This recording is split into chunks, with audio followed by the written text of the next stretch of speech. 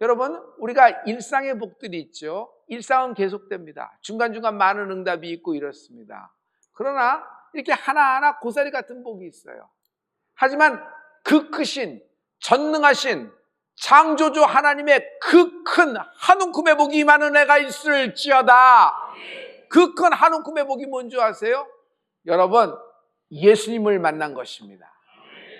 환도뼈, 여러분 치료도 되고 재활도 돼야 됩니다. 그러나 이것보다 더 큰 한 움큼의 복이 있습니다. 그것은 야곱이 이스라엘이라는 이름을 받은 것입니다. 애굽의 일상 중에서 여러분 중간중간에 많은 기도했을 겁니다. 응답도 많았을 겁니다. 그러나 하나님은 애굽에 있는 이스라엘 사람, 야곱의 모든 가족들을 위해서 아예 큰 응답을 계획하고 준비하고 계신 것이에요. 그것은 그들로 하여금 새 사람이 되게 하는 것입니다. 왜냐하면 애굽에서 그런 응답 저런 응답 저런 응답 됐지만 애굽 내에서 종으로서 자기가 태어날 때도 종이었고 자기 아들 딸도 종이고 자기 미래에 태어날 모든 손주들도 종이에요. 그 신분이 바뀌는 건 없어요.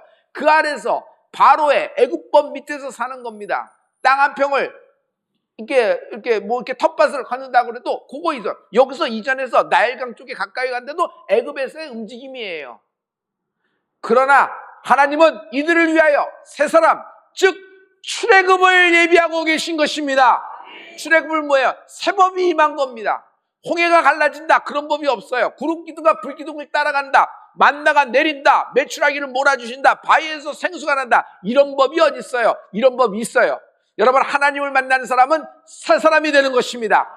새 사람에게 새 법이 임하는 축복이 있을지어다. 이제는 옛법이 아닙니다. 애굽의 법이 아니에요. 이제는 하나님의 법, 말씀을 따라가는 축복이 있을지어다. 에베소서 4장 22절과 24절의 말씀에 이 새 사람에 대한 이야기가 있거든요. 여러분, 에베소서 4장 22절과 24절의 말씀을 우리 다 같이.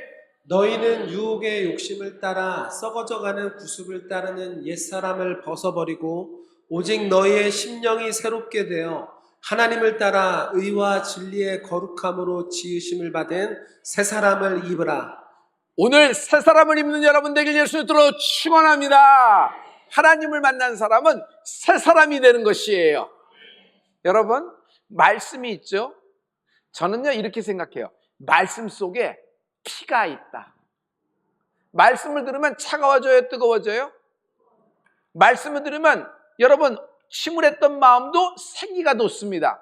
왜 그럴까요? 생명이 있기 때문이에요. 피가 있기 때문이에요. 말씀을 들을 때 치유가 일어납니다. 그 신유는 뭐예요? 그 말씀 속에 피가 있기 때문이에요. 예수님의 보혈. 여러분, 말씀을 들으면서 우리가 여러분 말씀을 들을 때 구원을 얻게 되는 거예요. 여러분, 예수의 피가 있기 때문이에요. 그래서 말씀을 먹는다 얘기하죠. 여러분 듣고 계십니다. 말씀을 먹는 은혜가 있을지어다. 말씀을 먹는다는 것은 이해를 잘한다 하는 것이 아니라 여러분 영적으로 보면 말씀을 먹는다, 예수의 피를 마신다. 그러므로 말씀을 듣는 중에 우리는 하나님을 만난다. 할렐루야. 여러분, 오늘 하나님 만나는 순간이 되길 예수님으로 축원합니다.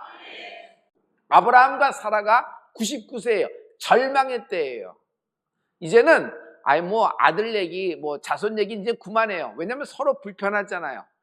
이건 할머니고 할아버지예요. 죽고 말랐어요. 뭔들. 이제는 그 집안에서 그런 얘기하는 건 금기어쯤 됐었을 때 갑자기 하나님이 나타나셔서 99세 된 노인들에게 이런 말씀을 하는 거예요. 당시 아브라함과 사라는 벽을 만난 부부입니다. 단절과 절망 속에서 하루하루를 살고 있어요. 그때 하나님이 나타나셔서 너 내가 누군지 아니? 너 내가 누군지 아니? 나는 전능하신 하나님이야. 여러분 이거 아세요? 성경에는 불가능이라는 말이 있어요? 없어요? 없어요. 절대로 불가능 못한다는 말을 입에 담지 마세요. 여러분 동기부여하는 것이 아니라 하나님이 나와 함께 하십니다. 우리가 믿는 하나님은 전능하신 하나님이십니다. 할렐루야. 이 전능하신 하나님이 이 아브라함에게 축복하시는 장면이 여기 나오는데 창세기 17장 1, 2, 4절의 말씀입니다. 우리 이 말씀을 크게 선포합니다. 다 같이. 아브라함이 99세 때 여호와께서 아브라함에게 나타나서 그에게 이르시되 나는 전능한 하나님이라. 너는 내 앞에서 행하여 완전하라. 내가 내 언약을 나와 너 사이에 두어 너를 크게 번성하게 하리니 하시니 보라 내 언약이 너와 함께 있으니 너는 여러 민족의 아버지가 될지라. 아브라함, you will be father. 너 아버지가 될 거야. 세상에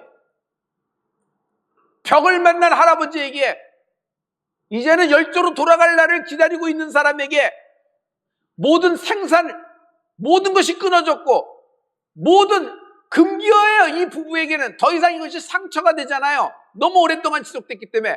근데 절망의 때 99세에 하나님이 찾아와서 You will be a father. 너 아버지가 될 거야. 너는 번성하게 될 거야. 그래서 너를 통하여 많은 왕들이 나오고 많은 민족이 나오게 될 거야. 그러면 사라는 어떻게 돼요? 넌 어머니가 될 거야 라는 말이잖아요. 할렐루야. 할렐루야.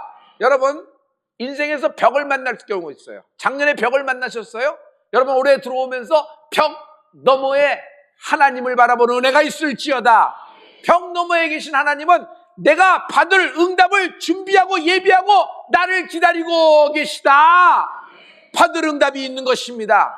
이 사건 속에, 이 이벤트 속에, 이 어려움 속에 당신은 받을 응답이 있는 것입니다. 그러므로 내 앞에 있는 답을 뛰어넘는 은혜가 있을지어다.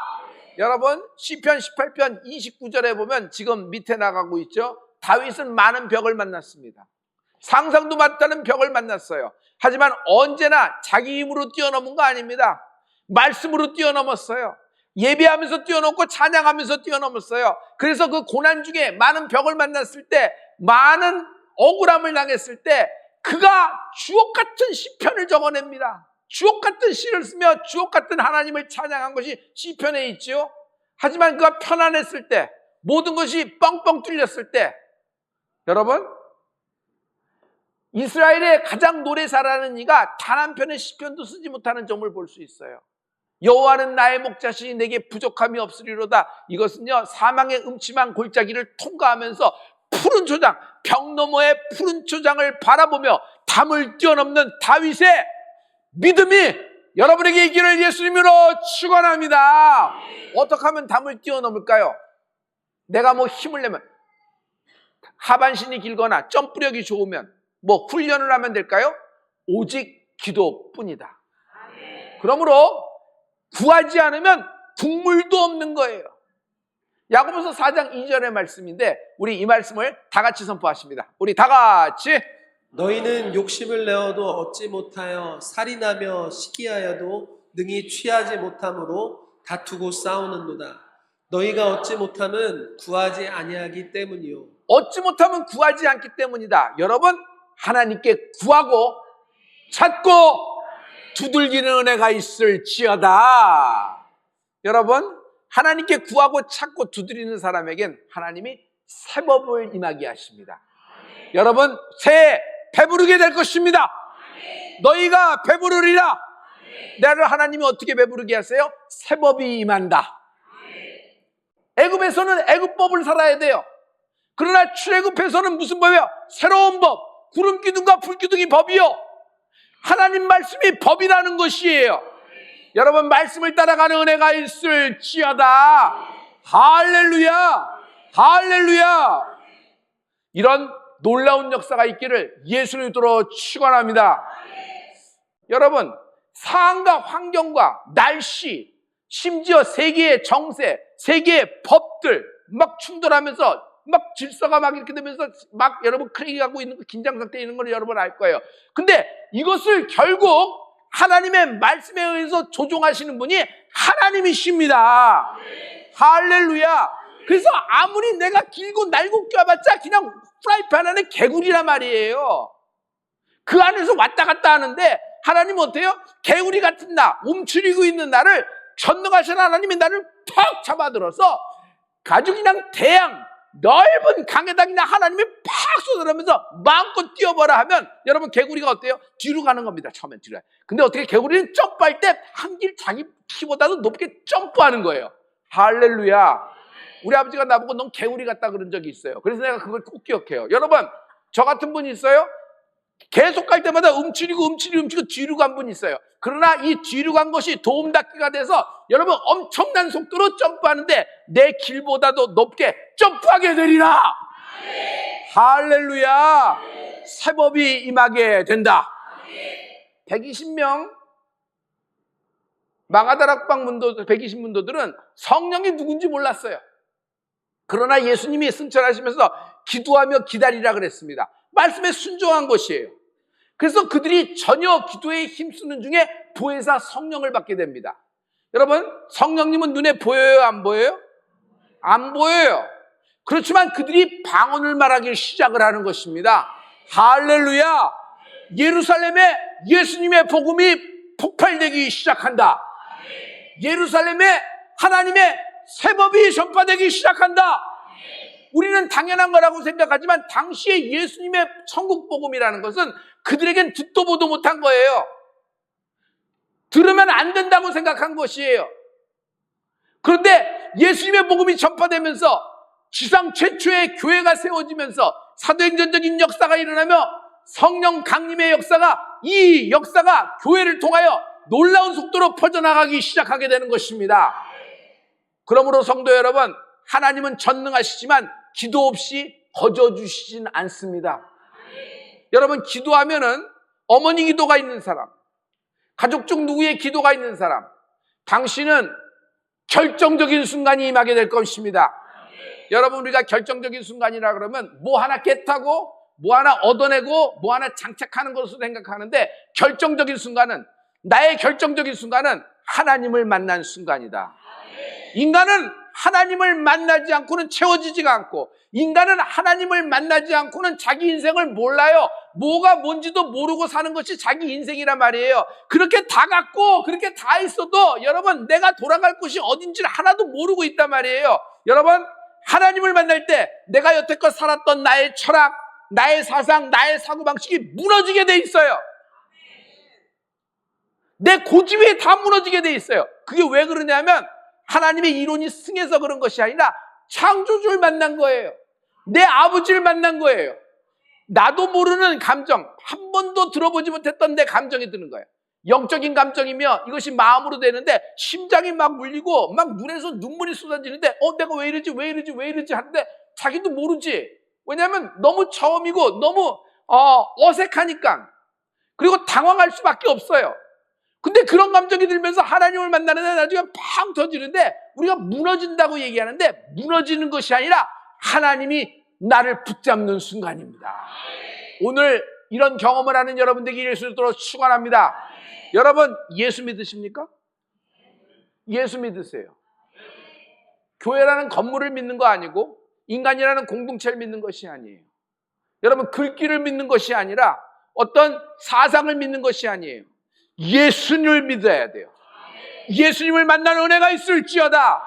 그래서 예수님을 만난 사람은 그 경험을 잊지 못해요. 예수를 믿는다는 것은 예수님을 만난다는 것인데 하나님이 살아계세요. 그래서 만날만할 때 하나님을 찾는 은혜가 있을지어다. 오늘 하나님이 당신을 만나기를 원하십니다. 왜 이 설교를 듣냐면 당신의 어머니가, 당신의 가족 중 누군가 당신을 위하여 기도했기 때문이에요. 가짜 찬양하면 만나는 거예요? 말씀이라도 가짜로 그냥 경일듯이 읽으면 하나님이 그냥 만나지는 거예요? 그냥 가짜로 예배하고 가짜로 흉내내서 주여주여 하면은 뭐 갑자기 성령이 다 임하는 거예요? 그러면 하나님을 만나지 않고 그렇게 다 이러는 거예요? 절대로 그럴 수가 없어요. 가짜로 한 거예요, 이 사람은. 가짜로. 그런데 이 가짜로 하는 중에 뭐가 있는 거예요? 어머니 기도가 나온 거예요. 어머니 생각이 나면서 점점 뭐가 나오는데 그 어머니 기도가 그냥 역동치면서 연동이 되면서 이 청년의 마음, 이 간부의 마음을 움직이면서 여러분 막 그냥 요동치게 되듯이 오늘 하나님을 만나는 은혜가 있을지어다. 교회를 평생 다녔어도 하나님을 안 만났으면은 여러분 아쉬움이 굉장히 많은 크리스찬이에요.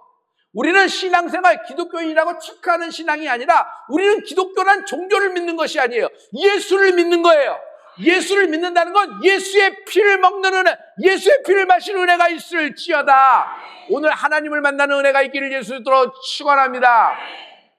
기도 없이도 성령이 오셔서 아무에게나 들어가면 역사가 되나요? 우리가 먼저 알아야 될 것이 있어요. 하나님의 쓰실 만한 사람, 인간이 보기에도 저 괜찮은 사람, 저 사람이 예수 믿으면 뭐 할 것 같은 사람, 저 사람 다 좋은데 그거 하나만 빠졌다고 하는 사람 있죠. 그럼 성령님 오셔서 그에게 들어가서 역사하면 그가 큰 일을 하겠네요. 다니엘처럼, 느헤미야처럼, 아브라함처럼. 하나님은 그렇게 일하지 않으세요. 기도 없는 사람은 안 써요, 하나님은. 하나님이 이미 주시기로 창세전에 당신을 예정하셨더라도 하나님은 기도를 통하여 주십니다. 그러므로 기도는 하나님의 절차입니다. 존경하는 성도 여러분, 크리스찬은 장로, 권사, 집사, 안수집사, 청년, 어린이, 목사, 전도사 이런 걸로 나누는 것이 아니에요. 같은 크리스찬인데 기도 있는 크리스찬, 기도 없는 크리스찬. 여러분은 어떤 분이십니까? 나는 여러분이 전혀 기도에 힘쓰는 여러분 되기를 부탁합니다.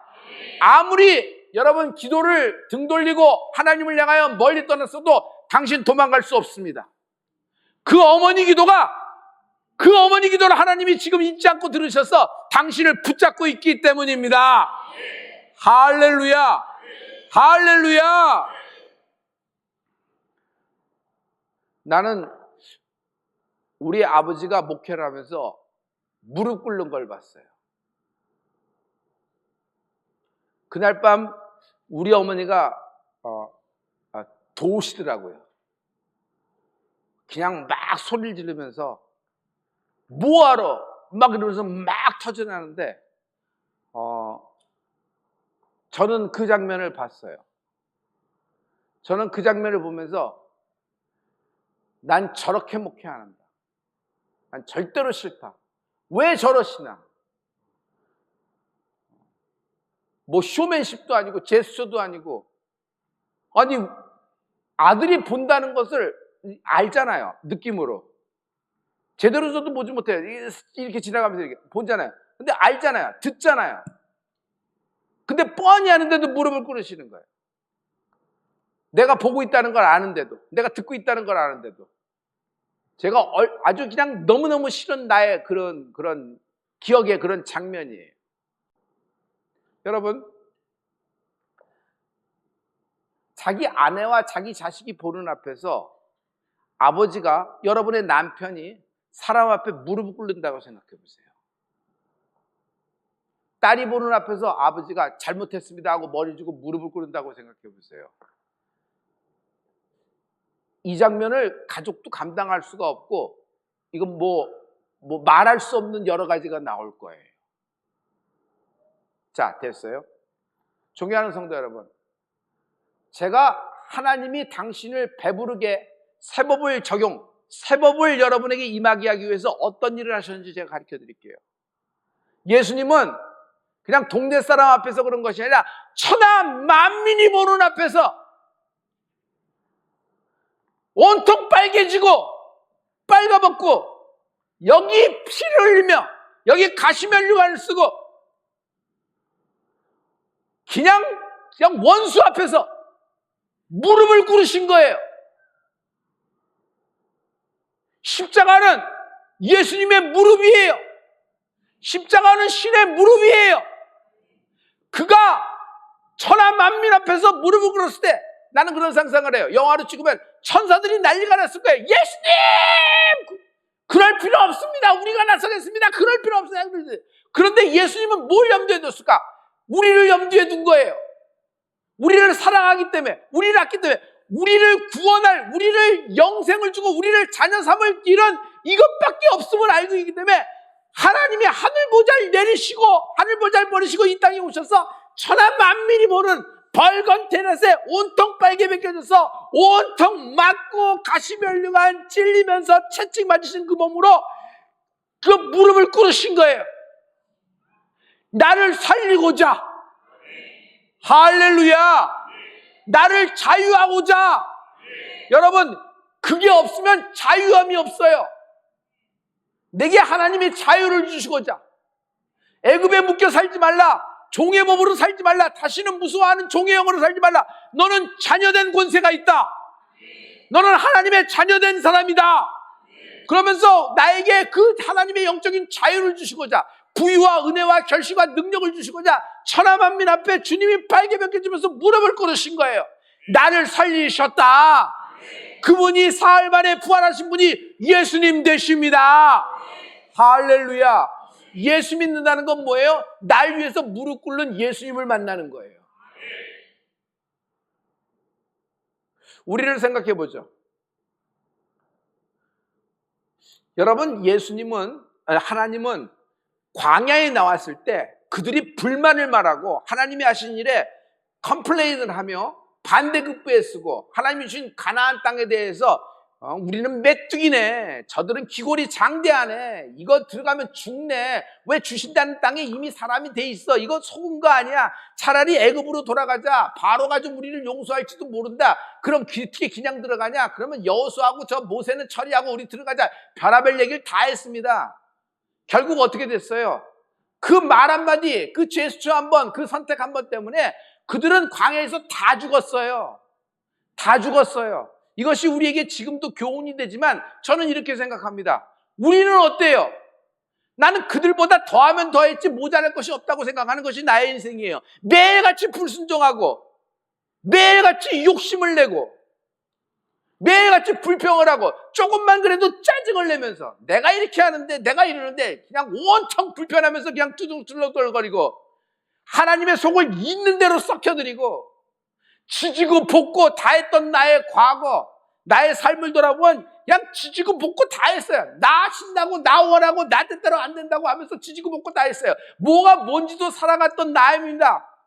그럼에도 불구하고 여러분, 이스라엘 백성처럼 하나님이 대우하지 않아요. 우리를 아끼시고 우리를 살리셔서 여러분, 우리를 끝까지 용납하시는 하나님의 그 용서함을, 십자가 보혈을 찬양합니다. 왜요? 우리에겐 새 법이 임한 거예요. 우리에겐 새 법이 임한 거예요. 우리는 십자가의 보혈, 예수의 피라는 새 법이 임한 것이에요. 우리는 성령을 말미암아 양자여 하나님의 자녀가 되는 권세를 받았습니다. 할렐루야. 이제는 예수님이 날 위하여 기도해 주신다. 할렐루야. 할렐루야.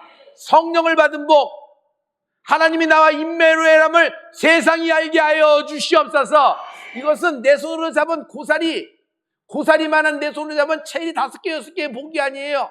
하나님의 손, 그 크신 손, 그 전능한 신의 손으로 한 움큼을 대서 나에게 얹어 주신 거란 말이에요. 그러므로 성령 하나님이 오늘 나하고 역사하고 계십니다. 할렐루야. 할렐루야. 여러분, 나는 새 법이 임한 사람입니다.